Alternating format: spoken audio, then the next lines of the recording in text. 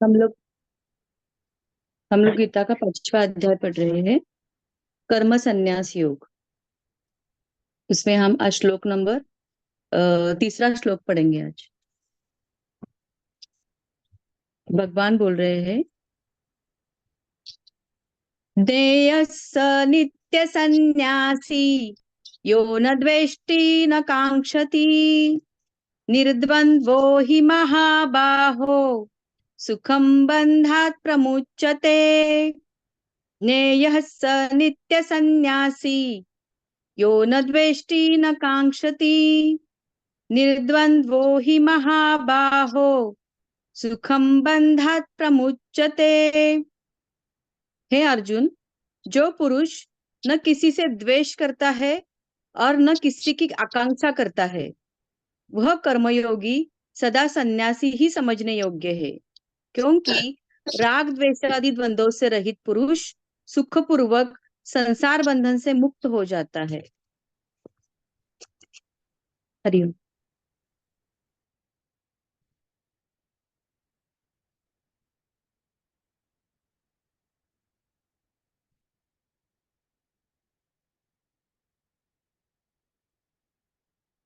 कर्म संन्यास कर्म योग के अंत जो बारीकी है उसको समझने के लिए अपने जीवन में, खुद के जीवन में झांकना है। और कैसे झांकना है? सच्चाई से।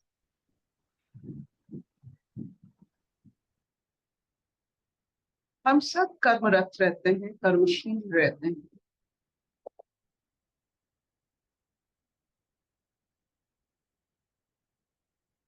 और बहुत सारे कर्म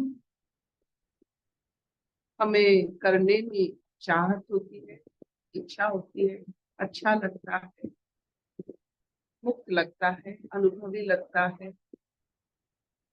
और बहुत सारे कर्म ना चाहकर करते हैं। वो ना चाहकर करना में कुछ अनुभव नहीं मिलता है। ना चाहना अनुभव नहीं। तो ना चाहकर जितने हमने कर्म किया है, हम अनुभव रहित हो गए। तो यही बारीकियां हमें समझना है कि कर्म तो करते हैं, और ना चाहना तो एक मूर्खामी है, जिसे हम मूर्ख या मूढ़ कह सकते हैं, क्योंकि अनुभव रहित कर्म,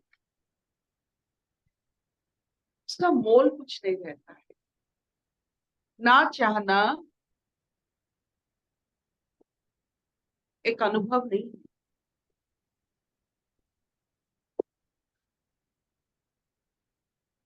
चाहत के साथ कर्म करना, यह अनुभव है। जिस कारण हम कर्म को अनुभव करते हैं, कर्म के द्वारा उत्पत्ति हुआ हमारे जो भाव को भी अनुभव करते हैं। ना चाहना कर्म करना वो एक अभाव है। अभाव का अनुभव अनुभव कुछ नहीं। भिखारी छोटा भिखारी बड़ा भिखारी नहीं होता है। जैसे धनिक अल्प धनिक, स्वल्प धनिक या बहु धनिक हो सकता है, वैसे भिखारी अल्प भिखारी या बहु भिखारी नहीं हो सकता। तो अनुभव रहित क्रियाएं हमें ना हमारा ना प्रारब्ध सुधार सकते हैं, ना कर्म सुधार सकते हैं, ना हमें एक अच्छे जो मनुष्य की अनुभव करवा सकते।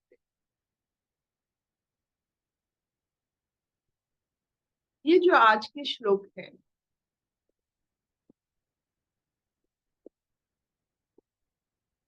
इससे हमें पता चलता है जो अपने कर्म को बहुत द्विधा से करते हैं, और जो अपने कर्म से बहुत चालाकी से निकल जाते हैं, ना करने की, escape from the work. Escape का हिंदी क्या होता है? भग जान, भाग जाना दूर, या छोड़ जाना। जैसे हम्म। खेत को छोड़ के स्किप करके भाग गए, छोड़ देना। तो ये सब सन्यासी का गुण नहीं होता है। चाहत बिना कर्म करना, काम न करके अब पतली गली पकड़ना, एस्केप द वर्क, ये सब सन्यासियों का गुण नहीं है।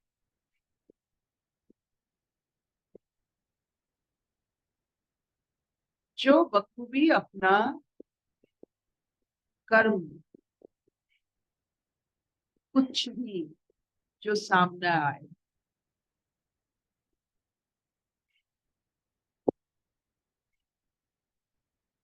अपना कर्म निभाते हैं।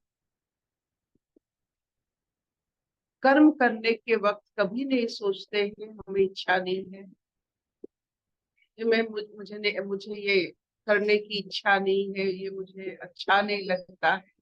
ये सब जो अवगुण हमें कम हो जाता है, तब जाकर हम शक्ति को अपने अंदर महसूस कर सकते हैं। क्या फायदा कर्म करके उसका अनुभव ना लेके अपने आप को कोसते हुए, क्या फायदा? क्यों ना जो भी कर्म हमें मिला उसे स्वीकार करके, उसका अनुभव करके उससे निकल जाए।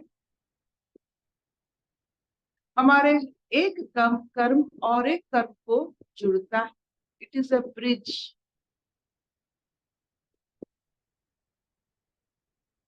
सागर में जैसे, पानी में जैसे नया हमें पार करवाता है, हमारे कर्म ब्रिज बन जाते हैं, नया बन जाते हैं, जिसमें हम ये संसार पार करते हैं।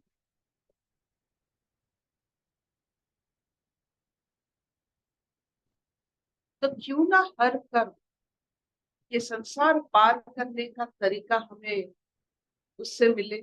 क्यों ना हर कर्म हमें अनुभूति दे। चाहत ना चाहत की बात अगर करेंगे तो ब्रिज नहीं बनेगा, हम वो पानी में गिर जाएंगे। फिर किसी की आशीर्वाद, कर्म के कारण उस भूल-भुलैया से हम फिर निकलेंगे। ये काय का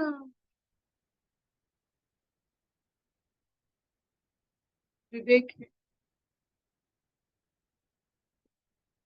कर्म के द्वारा हम अपने, जैसे कमल के पत्ते में जैसे पानी रहता है, वैसे कर्म के द्वारा हम इस संसार के ऊपर में रहते हैं,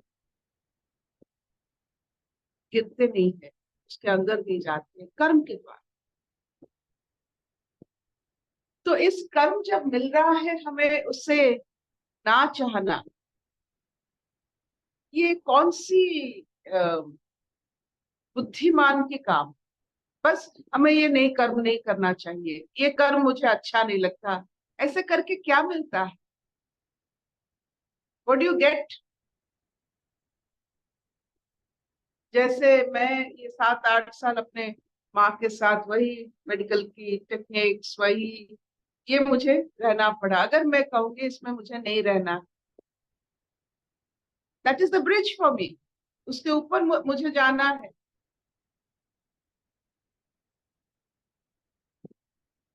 नो क्वेश्चन ऑफ मुझे नहीं करना है, नो क्वेश्चन मुझे अच्छा नहीं लगता है, नो क्वेश्चन।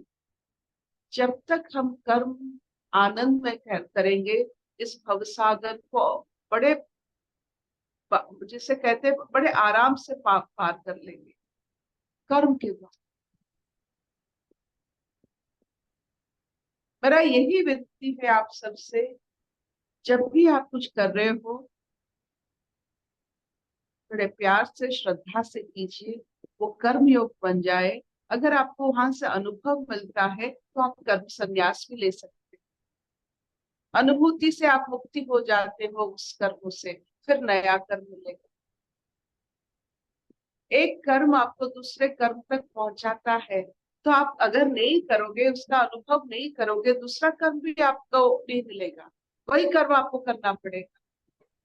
जितने जल्दी कोई भी कर्म को अच्छे से, ढंग से, आनंद से आप कर लो, दूसरा कर्म कर्म मिलेगा। ये पूरा लेवल 1 लेवल 2 जैसे हम खेलते हैं वीडियो गेम्स, वैसा ही है। आप एक बार अनुभव कर लीजिए। तो कर्म योग और कर्म संन्यास में ज्यादा फर्क नहीं होता है।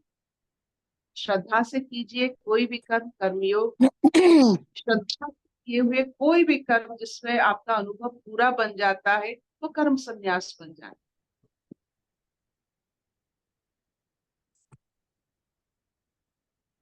और कर्म के द्वारा हम इस भव सागर जिसे कहा जाता है, उससे पार करते हैं। आपका कर्म आपकी नैया,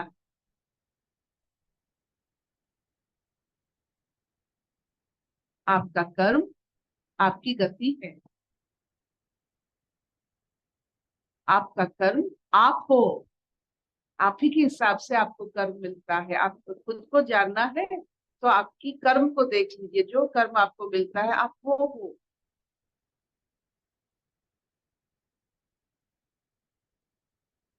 Your identity is your karma. Whatever you do.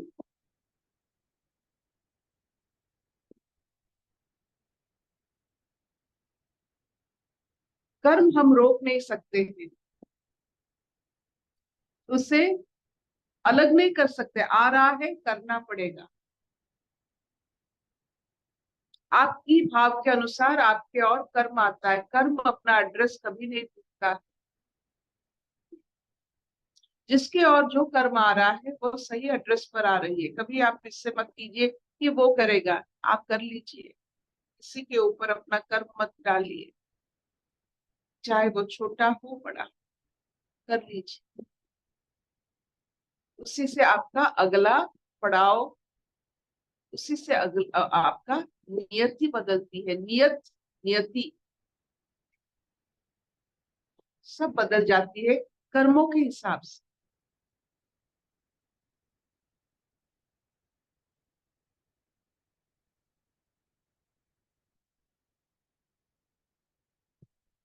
तो आपकी वाणी, आपकी कराग्र, अग्रभाग, ये कर्म के साथ जुड़े हुए रहते हैं। उस पर माँ सरस्वती और माँ लक्ष्मी की और पैरों में माँ पार्वती की वास होती है। उंगलियों में कराग्रे वसते लक्ष्मी। वहां बड़े बड़े देव देवियां कर्मोस्थल पर रहते हैं हमें साथ देने के लिए।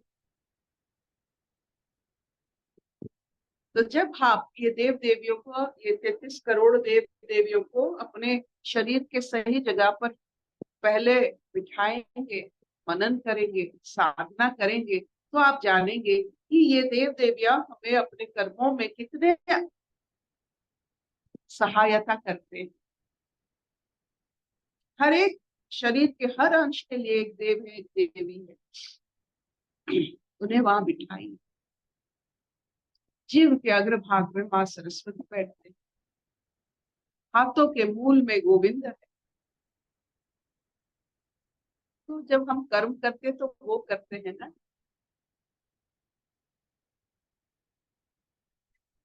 तो वो कर्म संन्यास हो जाता है। प्यार से अनुभव बनता है जब ईश्वर की, तो वो कर्म संन्यास हो जाता है।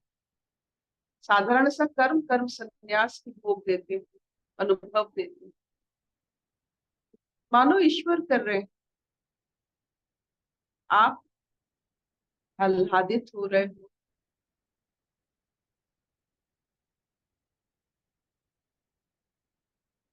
क्या इतना चलेगा?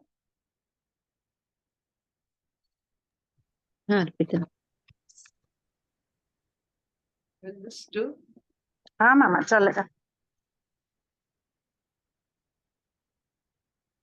तो कभी अपने आपके खुद के शरीर में देव देवियों को खाया है, उनको बिठाया है, उनका स्वागत करना, उन्हें अपने जीवन में शामिल करना,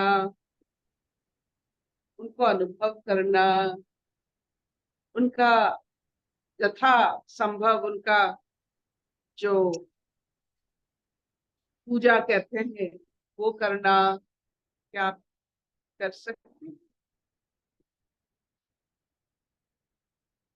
मंदिर में तो हम सब कर लेते हैं, क्योंकि मूर्त देखकर, सबको देखकर, लेकिन ये जो मंदिर है इसमें 33 करोड़ देव देवियां की वास स्थली है। ये नियम है। मनुष्य जीवन में, मनुष्य शरीर में 33 करोड़ देव देवियों की प्रतिष्ठा होती है। जो 33 करोड़ देव देवियों को प्रतिष्ठा करेंगे उनको देवालय जाने की क्या जरूरत है? अपने जीवन में वो जहां जाएंगे, मन और इंद्रिय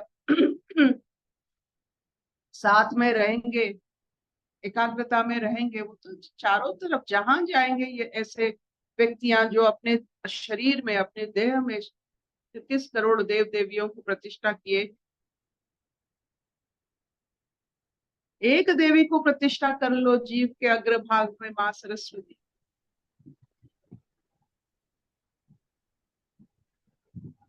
हृदय कमल में नारायण जी की प्रतिष्ठा कर लीजिए, मस्तिष्क में ब्रह्मा जी की, और पूरा आपके जो नर्वस सिस्टम है वो तो शिव परिवार है।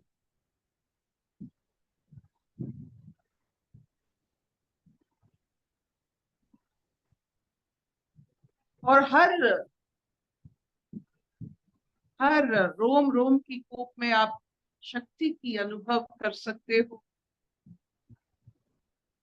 मुझे बताइए आपको खुद को कैसा लगेगा? ये 2 मिनट का प्रतिष्ठा होता है, एक क्षण में आप प्रतिष्ठित हो सकते हो। बस मानना है कि मैं ही देवालय।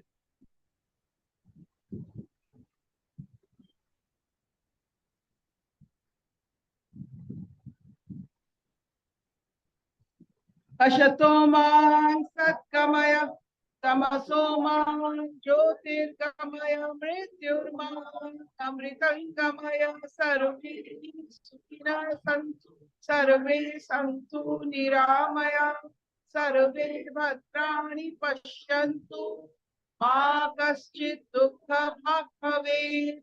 ॐ शांति शांति शांति। कोई प्रश्न, कोई भाव?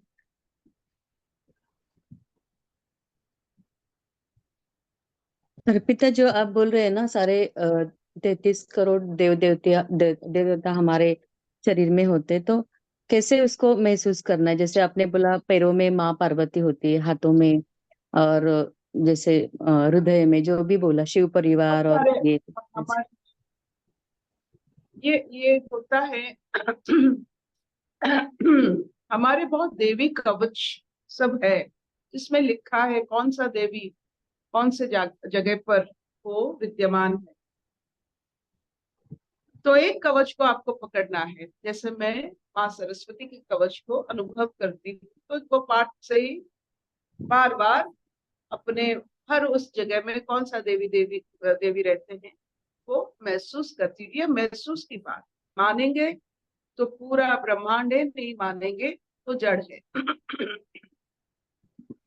तो आप देखोगे कि वो देवी सुक्त हो या कवच, कोई भी कवच ले लो, कोई भी देव देवी की कवच ले लो, वो कवच को धारण करना है।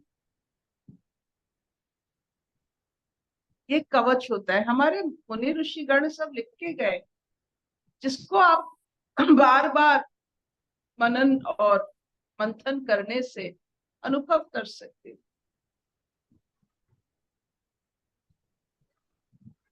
आप माँ सरस्वती के कवच को पढ़िए, देखिए।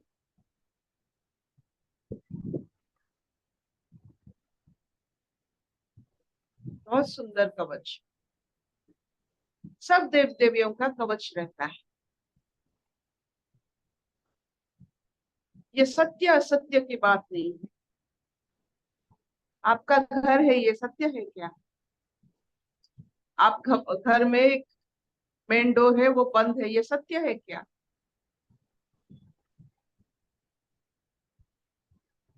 आप उसे मानते हो, इसीलिए आपके अंदर में ये घर है, ये मेन डोर है, ये बंद है, ये खुला है, ये आप मानते हो। ये ड्राइंग रूम है, ये सब आप खुद ने बनाए।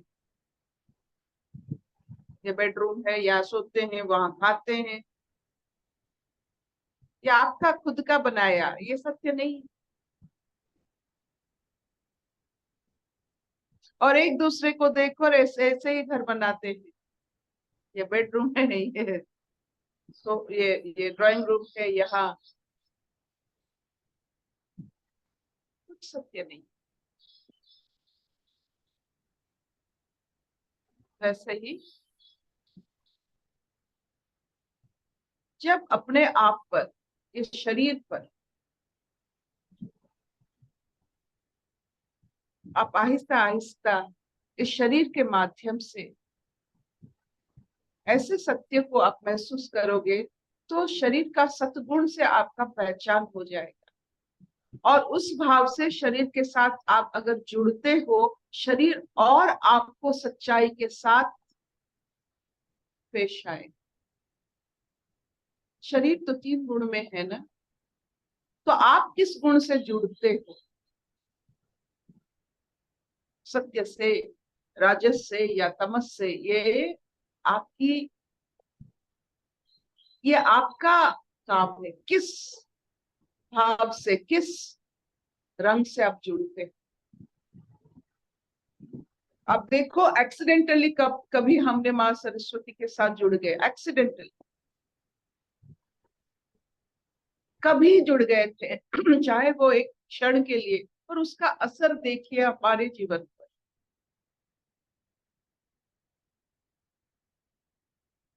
ऐसा असर कि हम भी दलदल में फंसते हैं, हम भी कली की जो माया है उसमें फंसते हैं, लेकिन जो एक बार हमने जुड़ गए थे, उसका जो असर होता है, वो जुड़ने की चाहत जो होती है, ये सब दलदल से मुझे निकाल देते हैं। बस एक बार accidentally had fallen in love.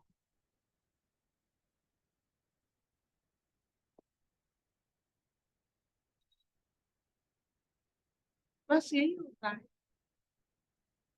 तो उसके बाद आप माँ सरस्वती को कहाँ रखेंगे? जुड़ तो गए, आप टेबल में रखेंगे, हृदय में रखेंगे, तो हमारे जितने पूर्वज है वो उनकी जगह तय कर चुके, जिसमें सहजता से वो रहती। कराग्रे वसते लक्ष्मी, करमूले सरस्वती। जिह्वाग्रे सरस्वती, करमूले सरस्वती।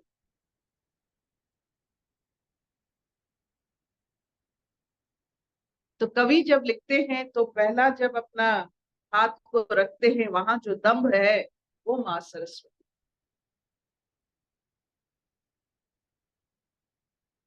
जब वाणी की प्रयोग करके सारा संसार को आप सुंदर बनाते हैं, वो है माँ सरस्वती।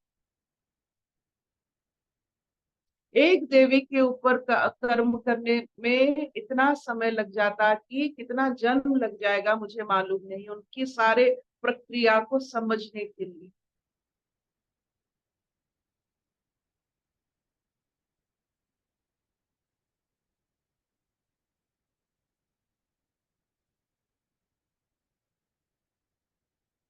छपड़ा जी, इतना चलेगा? हाँ, बहुत सुंदर। सब चलेगा।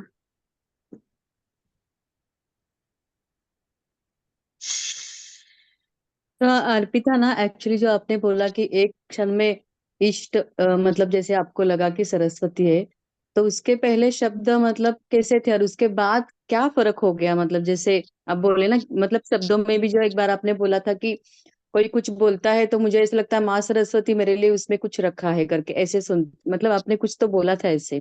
तो क्या वो ट्रांसफॉर्मेशन आपकी मतलब कैसे? आपकी दृढ़ता, आपकी दृढ़ भाव, आपने किस शक्ति को माना है। शक्ति तो इतने रूप में मिलते हैं। आप तो धन शक्ति को मानते हैं, ज्ञान शक्ति को मानते हैं। आप किस माध्यम से अपने आप को इस संसार में पार कराना चाहते हैं? धन के माध्यम से, ज्ञान के माध्यम से, ये आपकी रुचि है।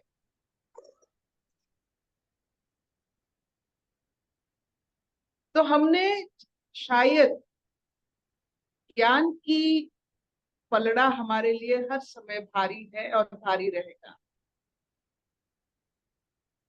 हम समझ के माध्यम से, ज्ञान के माध्यम से संसार को भोग करना चाहते हैं, और वैराग्य भी उसी ज्ञान के जरिए करना चाहते हैं। ये नहीं कि मुझे अच्छा नहीं लगता है, इंद्रियों के जरिए हम संसार में भोग भी करते हैं ज्ञान के माध्यम से। जो मुझे अच्छा लगता है वो ज्ञान के माध्यम से, जो मुझे अच्छा नहीं लगता है वो भी ज्ञान के माध्यम से।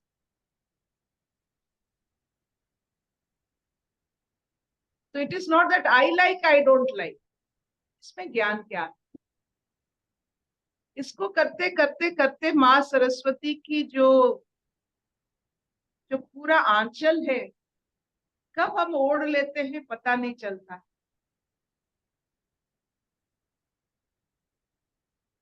ये हम कभी नहीं बता पाएंगे। हम करते क्या है उनके साथ और वो हमारे साथ क्या करते हैं, हम कभी नहीं बता पाएंगे। लेकिन कुछ होता है, कुछ कुछ होता है।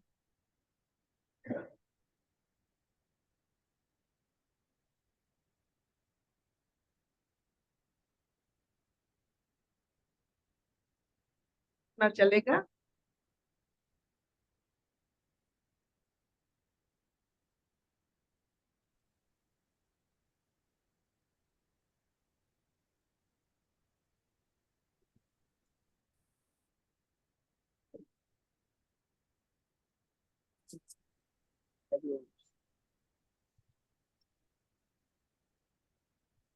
क्या समझा तूने सब?